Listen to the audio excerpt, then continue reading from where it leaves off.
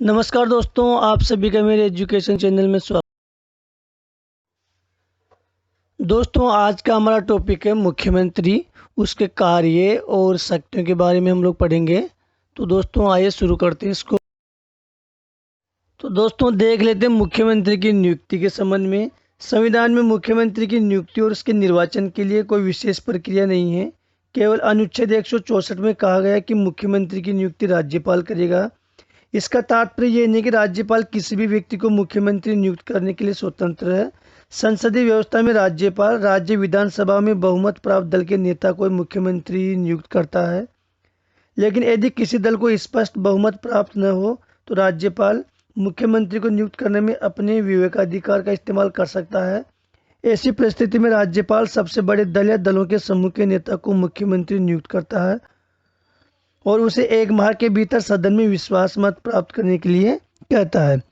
राज्यपाल अपने व्यक्तिगत फैसले द्वारा मुख्यमंत्री की नियुक्ति तब कर सकता है जब कार्यकाल के दौरान उसकी मौत हो जाए या कोई उत्तराधिकारी तय न हो। हालांकि मुख्यमंत्री की नियुक्ति के पश्चात सत्तारूढ़ दल सामान्य नए नेता का चुनाव कर लेता है और राज्यपाल के पास उसे मुख्यमंत्री नियुक्त करने के अलावा कोई विकल्प नहीं होता। संविधान में ऐसी कोई अपेक्षा नहीं है कि मुख्यमंत्री नियुक्त होने से पूर्व कोई व्यक्ति बहुमत सिद्ध करे। राज्यपाल पहले उसे बतौर मुख्यमंत्री नियुक्त करता है, फिर एक उचित समय के भीतर बहुमत सिद्ध करने को कह सकता है। ऐसा बहुत से मामलों में हो चुका है। एक ऐसे व्यक्ति को जो राज्य विधानमंडल का सदस्य नहीं है, उसे भी 6 माह के लिए मुख्यमंत्री नियुक्त किया जा सकता है। इस समय के दौरान उसे राज्य विधानमंडल के लिए निर्वाचित होना पड़ेगा। ऐसा न होने पर उसका मुख्यमंत्री का पद समाप्त हो जाएगा। संविधान के अनुसार मुख्यमंत्री को विधानमंडल के 2 सदनों में से किसी एक सदन का सदस्य होना अनिवार्य है। सामान्यतः मुख्यमंत्री निचले सदन, जिसे विधानसभा कहा जाता है, से चुना जाता है, लेकिन अनेक अवसरों पर उच्च सदन विधान परिषद के सदस्य को भी बतौर मुख्यमंत्री नियुक्त किया जा सकता है। दोस्तों अब देखते हैं मुख्यमंत्री के कार्य और शक्तियां। मंत्रिपरिषद के संदर्भ में मुख्यमंत्री राज्य मंत्रिपरिषद के मुखिया के रूप में निम्नलिखित शक्तियों का प्रयोग करता है। राज्यपाल उन्हीं लोगों को मंत्री नियुक्त करता है जिनकी सिफारिश मुख्यमंत्री ने की हो। वह मंत्रियों के विभागों का वितरण में फेरबदल कर सकता है। मतभेद होने पर किसी भी मंत्री से त्यागपत्र देने के लिए कह सकता है। राज्यपाल को उसे बर्खास्त करने का परामर्श दे सकता है।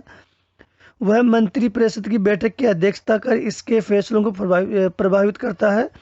वह सभी मंत्रियों के क्रियाकलापों में सहयोग, नियंत्रण, निर्देश और मार्गदर्शन देता है और अपने कार्य से त्यागपत्र देकर वह पूरी मंत्रिपरिषद को समाप्त कर सकता है। अब देखते हैं राज्य विधानमंडल के संबंध में मुख्यमंत्री की क्या क्या शक्तियां हैं। सदन के नेता के नाते मुख्यमंत्री को निम्नलिखित शक्तियां प्राप्त है। वह राज्यपाल को विधानसभा का सत्र बुलाने और स्थगित करने के संबंध में सलाह देता है। वह राज्यपाल को किसी भी समय विधानसभा विघटित करने की सिफारिश कर सकता है। वह सभा पटल पर सरकारी नीतियों की घोषणा करता है। राज्यपाल के संबंध में क्या शक्तियां हैं उनके बारे में देख लेते हैं। राज्यपाल के संबंध में मुख्यमंत्री को निम्न शक्तियां प्राप्त है। राज्यपाल एवं मंत्रिपरिषद के बीच संवाद का वह प्रमुख तंत्र है। वह महत्वपूर्ण अधिकारियों जैसे महाधिवक्ता, राज्य लोक सेवा आयोग के अध्यक्ष एवं सदस्यों और राज्य निर्वाचन आयुक्त आदि की नियुक्ति के संबंध में राज्यपाल को परामर्श देता है। किसी विषय को जिस पर किसी मंत्री ने निश्चित कर दिया है किंतु मंत्रिपरिषद ने विचार नहीं किया है, राज्यपाल द्वारा अपेक्षा किए जाने पर परिषद के समक्ष विचार के लिए रखें।